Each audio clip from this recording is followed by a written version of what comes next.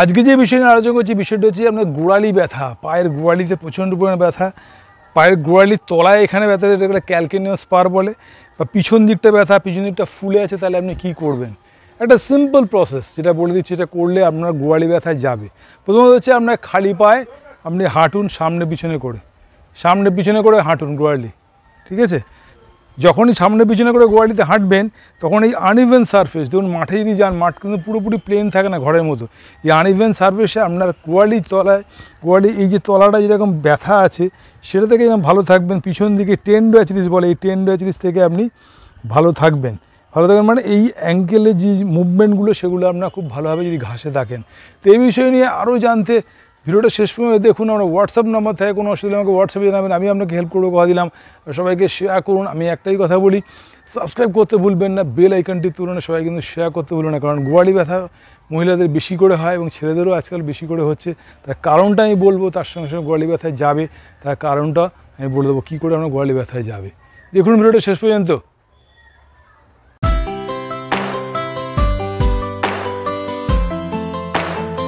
আজকে যে বিষয় নিয়ে আলোচনা করছি বিষয়টা হচ্ছে গোড়ালি ব্যথা। প্রত্যেক মহিলাদেরই দেখবেন কোনো না কোনো ক্ষেত্রে গোড়ালি ব্যথা হয়। তার কারণটা হচ্ছে কি, মহিলাদের হাঁটা স্টাইলটা একটু উঁচু হিলে হাঁটে, উঁচু হিল পড়ে, সেটা হচ্ছে শক্ত, তার সঙ্গে সঙ্গে বেশিরভাগ সময় চটি পড়ে থাকে, আর্থিং লাগে না, আর্থিং থাকে না। তাই জন্য আমি আজকে ঘাসে যে ভিডিওটা করছি, যদি কোনো ক্ষেত্রে বা কোনো জায়গায় যদি আপনি সময় পান, অন্তত ঘাসে হাঁটার চেষ্টা করুন সামনে পিছনে।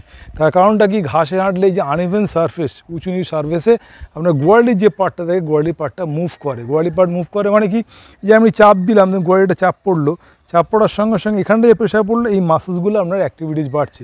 আবার একটু গর্তে যদি পড়ে, এই গর্ত পড়েছে পাটা, যখনই গর্তে পড়ছে গর্তের পাটা একটু মুভ করছে, এই যে মুভ করছে আনইভেন সারফেসে, তাহলে এই মুভ করার সঙ্গে সঙ্গে ওই মাসেলস অ্যাক্টিভিটিস বাড়ছে।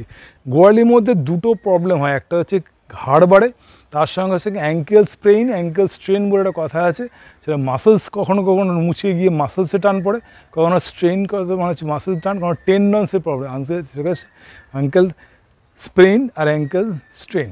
তো এই যে স্পেন আর স্ট্রেন, এই যে যখন কোনো হাড়ের ক্ষেত্রে বা লিগামেন্ট ক্ষেত্রে, মাসেলস ক্ষেত্রে আপনার এই গোড়ালি ব্যথা হয়, তখন আপনাকে সবসময় মাথায় রাখতে হবে খালি পায়ে থাকা, খালি পায়ে এবং ঘাসের মধ্যে আপ অ্যান্ড ডাউন করা, পাশের দিকে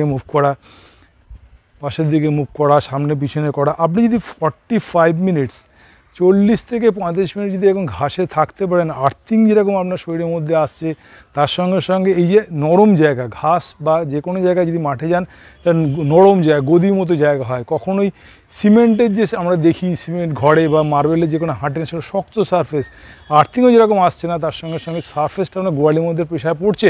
যখনই গোড়ালির মধ্যে প্রেশার পড়ছে, গোড়ালির যে এই যে হাড়টা আছে, এটাকে ক্যালকিনিয়াম বলে, এর তলায় যে হাড়টা থাকে প্যাডিংটার মধ্যে প্রেশার পড়ছে, এখানে প্রেশার পড়ে এই মুভমেন্টটা আপনার অসুবিধা হচ্ছে, রেস্ট্রিকশন হচ্ছে। আর গোড়ালির ওপরে যেখানে টেন্ডোঅ্যাচিলিস বলে, এই টেন্ডোঅ্যাচিলিসে প্রেশার পড়ছে, তার জন্য গোড়ালি ব্যথা আপনার হচ্ছে। তো গোড়ালি ব্যথার জন্য যেটা মেনলি কাজ, আপনাকে সামনে পিছনে করে অবশ্যই হাঁটা, পাশের দিকে মুভমেন্ট করা, তার সঙ্গে সঙ্গে আস্তে আস্তে জগিং করা, আস্তে আস্তে।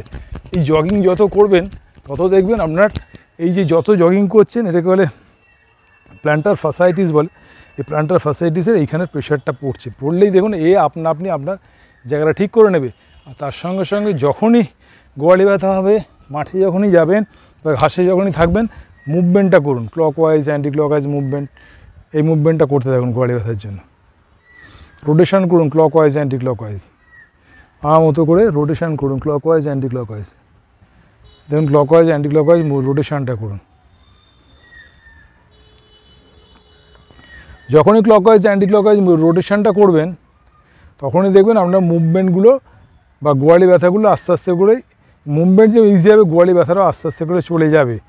আর একটু সময় পেলে এরকমভাবে মাঠে বা যে কোনো জায়গায় একটু হামাগুড়ি দেওয়ার চেষ্টা করুন। হামাগুড়ি দেওয়ার ফাংশনটা কি, এই যে আপনার হিলটা ওপরে থাকছে এবং টোটা নিচে পড়ছে, এই হামাগুড়ি দিলে কি হয়, এই হামাগুড়ি দিলে আপনার ক্যালকিনিয়াম স্পার যেটাকে বলে, ক্যালকিনিয়াম স্পার, এই ক্যালকিনিয়াম স্পার আর এই যে প্ল্যান্টার ফাসাইটিস, এইখানের মধ্যে প্রেশারটা পড়ে।